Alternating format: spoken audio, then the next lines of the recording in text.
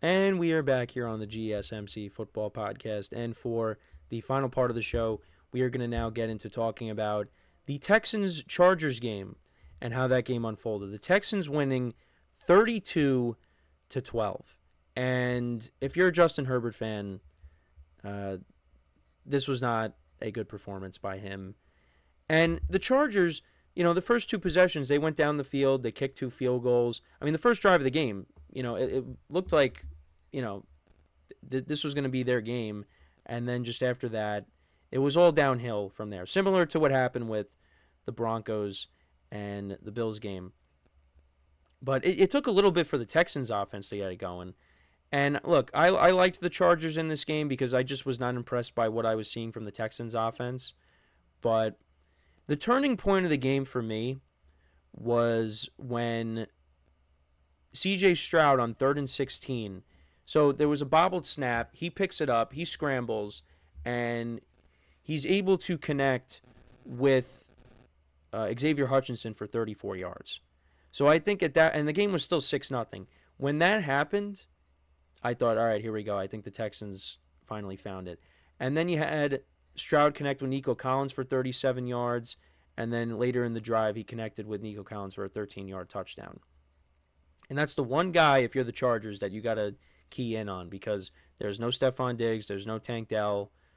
So, yeah, it's just, from that point on, then the Texans just took over the game. But to go back to the beginning of the game, the Chargers went 10 plays, 57 yards.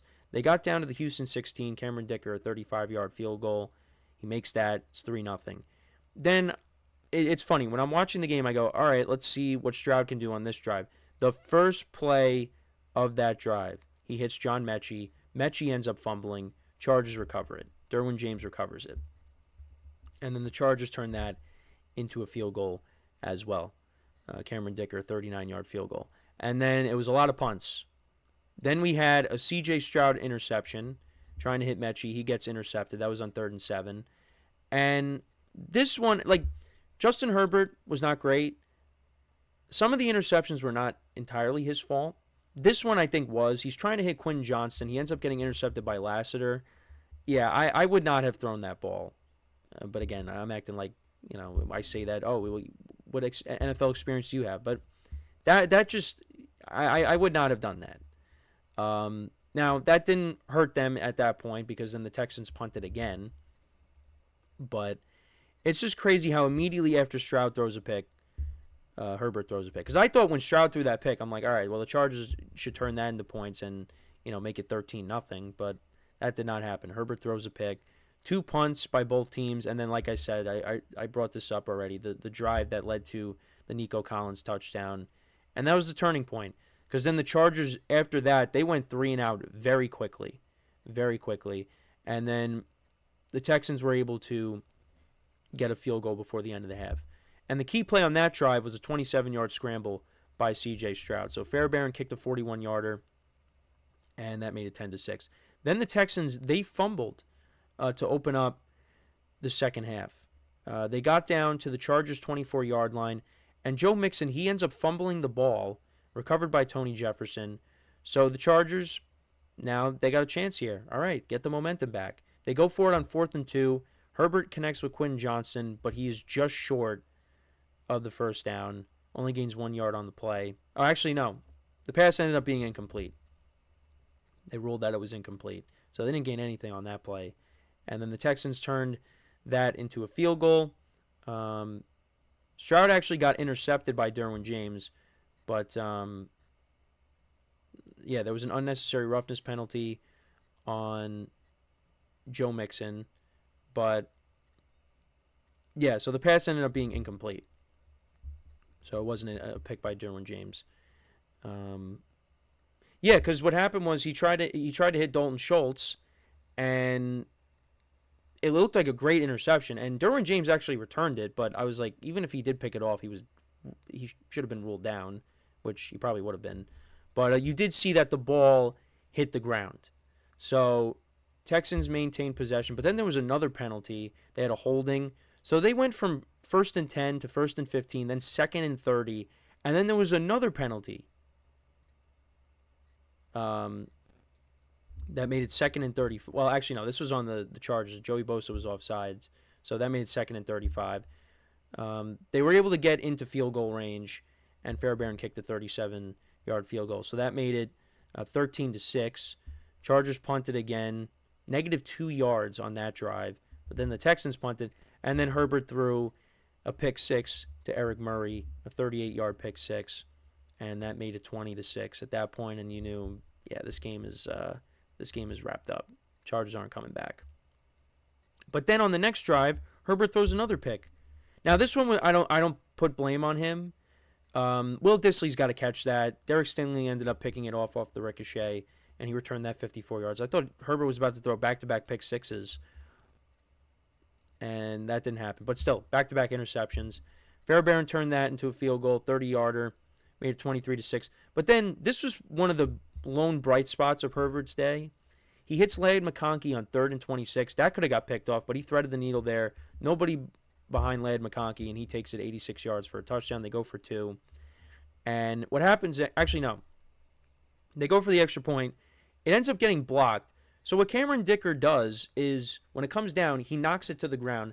The Texans, they pick it up, and they return it for 2. So that made it 25-12 instead of 23-13. So then after that, the Texans scored a touchdown. Mixon, 17-yard touchdown on 4th and 1. And then Herbert threw one final pick to end the game. That was to Derek Stingley. And that's all she wrote. For the Texans, C.J. Stroud, wasn't bad. 22 of 33, 282 yards, 1 touchdown, 1 interception. Joe Mixon, 106 yards on the ground and a touchdown. Nice to see him getting it going finally, because it's been a few weeks since he's had a big game, and that the Texans are going to need him, especially in this divisional matchup with the Chiefs. I thought something that got maybe a little bit overlooked is C.J. Stroud, 42 yards rushing in this game. I thought the scrambles that he had in this game were key, because they helped the Texans get points on the 2 drives to end the first half, because he had the big scramble, I think. Well, at least to set up one of the Fairbairn field goals.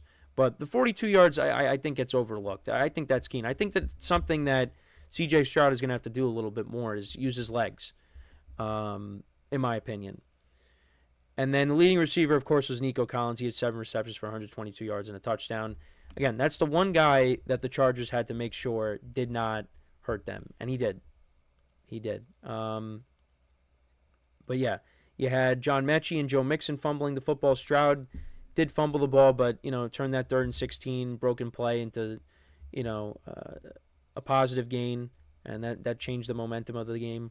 Derek Stingley, 2 interceptions. Lassiter had 1, and Eric Murray as well had 1 as well. That was the pick 6. Texans defense, 4 sacks of Justin Herbert in the game. And speaking of Justin Herbert, 14 of 32 for 242 yards, 1 touchdown, 4 interceptions. Chargers really could not run the ball in this game. J.K. Dobbins, 9 carries for 26 yards.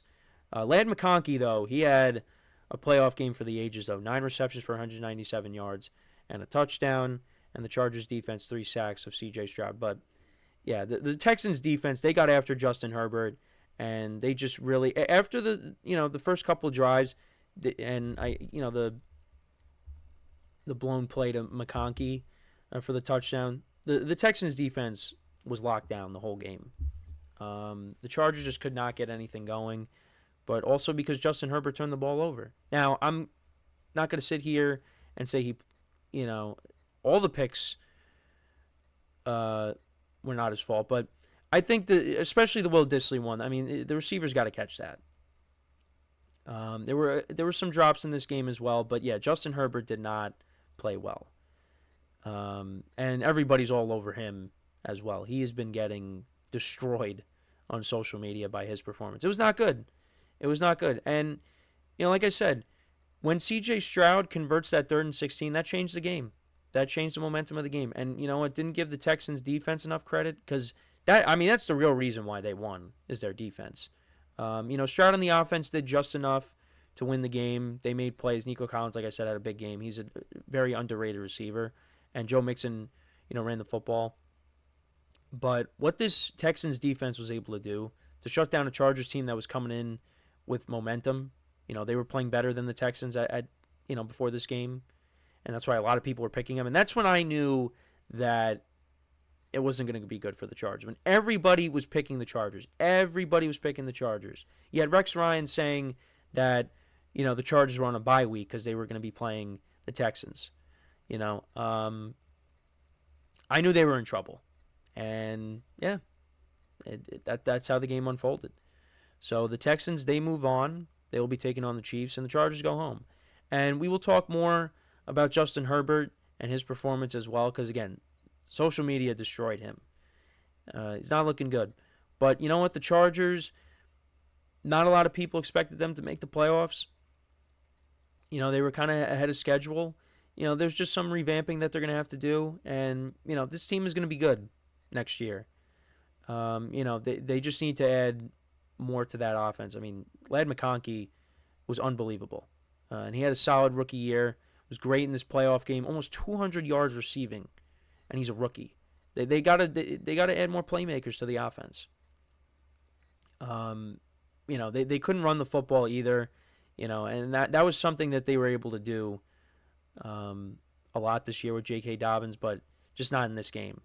And kind of made them one-dimensional, and that led to a lot of interceptions. So, yeah, the Texans, that was a big boost for them, boosted confidence, and now they'll take on the Chiefs, who they did play recently, a little over or around a month ago. Already, I can't believe that. So we'll see, what they have in store for this rematch with the Chiefs. Chargers, like I said, this is going to be a good team. Jim Harbaugh did a great job this year, and, they'll be back. But also, the last thing I wanted to bring up is Justin Herbert had 3 picks the whole year. He had 4 on Saturday. That's unbelievable. But yeah, it's gonna be a long off season for him, and hopefully he bounces back because he is a good player. But we'll get into more of that tomorrow because I wanted to talk about him and Jordan Love because, like I said, they're both getting crushed on social media. So yeah, that's pretty much it for the show for today. Thank you guys for tuning in. Make sure to check out all the other shows as well. Make sure to leave a comment, a like, and subscribe to the video. And yeah, so until next time, I'm Kenneth Grunfelder signing off from the GSMC Football Podcast brought to you by the GSMC Sports Network. Have a good day, and I will talk to you guys tomorrow. Take care.